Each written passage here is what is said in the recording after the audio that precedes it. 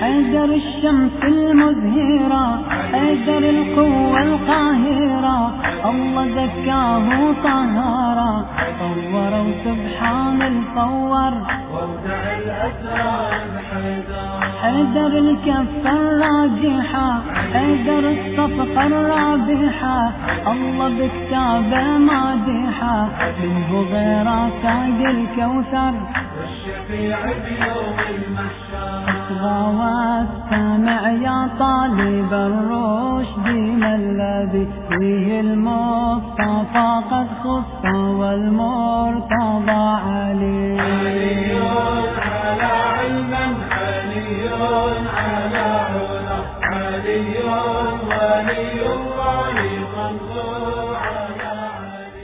अस्सलामु अलैकुम व रहमतुल्लाहि ताला व बरकातुह। अजीजान मोहतरम, गदीर खुमना मैदाનમાં પૈગંબર ઇસ્લામ સલ્લલ્લાહુ અલૈહિ વસલ્લમ જે આખરી હજ પછી મુસલમાનો સામે તે મહાન ખુતબો પેશ કર્યા હતા, તેનું સમજણ તમારી સમક્ષ પેશ કરી ચૂક્યો. આજે એ ગદીરે ખુમ બારામાં જે સવાલો ઉત્પન્ન થાય છે અને જે લોકો એમ કહે છે કે ગદીરે ખુમના અંદરમાં જે સર્વે વાક્યાઓ છે તે હક છે, અને પૈગંબર ઇસ્લામ સલ્લલ્લાહુ અલૈહિ વસલ્લમની જે મશહૂર હદીસ છે કે લા તજતમે ઉમ્મતી અલા દલાલ, કે મારી ઉમ્મત કદી પણ ગુમરાહીઓ પર એકમત નહીં થાય. યાની કે અગર જો એક વસ્તુ હોય કે જે વસ્તુ બારામાં સર્વે મુસલમાન એકમત હોય તો તે વલાલતનો રસ્તો નહીં હશે, બલકે તે હક અને હિદાયતનો રસ્તો હશે જ. જેમ કે ખાનકાબા બારામાં, જેમ કે જન્નત બારામાં, જેમ કે ખુદ પૈગંબર સલ્લલ્લાહુ અલૈહિ વસલ્લમની નુબુવત બારામાં, જેમ કે કુરાની શરીફ બારામાં સર્વે મુસલમાન એકમત છે. તો એ જ પ્રમાણે સર્વે મુસલમાનો મૌલાએ કાયનાત અલી ઇબ્ન અબી તાલિબને ખલીફા માને છે. એટલા માટે મૌલાએ કાયનાત અલી ઇબ્ન અબી તાલિબ અલૈહિસ્સલાતુ વસ્સલામ હક ખલીફા છે, અને પૈગંબર ઇસ્લામ સલ્લલ્લાહુ અલૈહિ વસલ્લમ પછી તે ઇમામ છે અને પૈગંબરના હક જાનશીન છે. આ ગદીરે ખુમ પણ સર્વે મુસલમાનો આ ઇતિહાસને કબૂલ કરે છે, પણ ફકત ઇખ્તિલાફ તે મૌલાના શબ્દ ઉપર જ છે. તેઓએ કહ્યું કે મૌલાનો અર્થ દોસ્ત છે, અને અમુકે કહ્યું કે મૌલાનો અર્થ ફકત દોસ્ત જ નહીં, બલકે મૌલા યાની કે શેફ, યાની કે પૈગંબર પછી હરેક ડોમેનમાં સરદારી અને પૈગંબર સલ્લલ્લાહુ અલૈહિ વસલ્લમના જાનશીનીનો અર્થ તે મૌલાનો છે. એટલા માટે ખાલી ટૂંક નંદરમાં અમુક સવાલો પેશ કરીશ કે અગર જો ફકત દોસ્તી જ બાંધવા માટે પૈગંબર ગદીરે ખુમના અંદરમાં આ પ્રમાણે ખુતબો બયાન કર્યો હોય અને મૌલાએ કાયનાત અલી ઇબ્ન અબી તાલિબ અલૈહિસ્સલામને બલંદ કર્યા હોય, તો શું તે દોસ્તી અરફાતના મેદાનમાં ન થઈ શકત? શું હજના અંદરમાં સર્વે મુસલમાનો હજ કરવા બાદ અથવા તો એ તરવિયા બાદ પૈગંબર ખાનેકાબા બાજુમાં ઉભા રહીને આ દોસ્તી ન કરાવી શકત?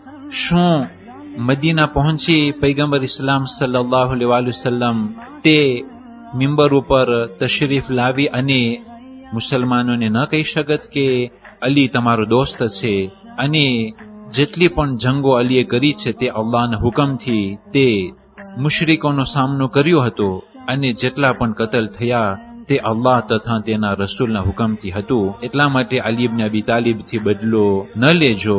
શું આ વસ્તુ મદીનામાં ન થઈ શકત? જરૂર થઈ શકત. અગર જો ફકત દોસ્તી જ હોત તો મક્કામાં પણ થઈ શકત, મદીનામાં પણ થઈ શકત. પણ ગદીરે ખુમ પહેલા જે આયતો નાઝિલ થઈ એને અગર જો એસ્પ્રી ઉવેરથી વિચાર કરવામાં આવે તો મૌલા અને વલીના પછવારે બીજો કંઈક મોટો મકસદ સમાયેલો છે.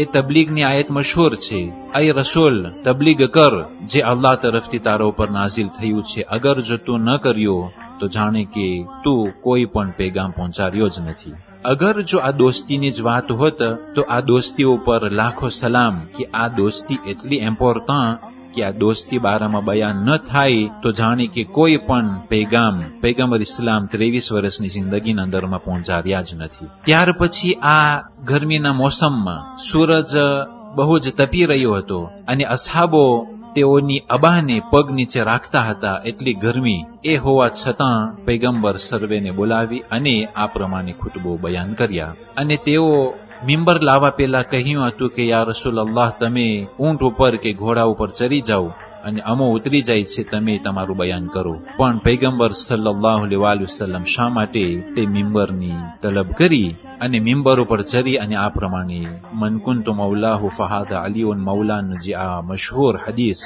બયાન કર્યા. વસ્સલામુ અલૈકુમ વરહમતુલ્લાહિ તઆલા વબરકાતુહ. واللي عاديه يعذبه الله سجر نار تسعر لك المجد تجلى الذي شق من الحب جنة فخلدا وقد أعطى مفاتيحها علي على علما علي على علا علي ولي الله صلى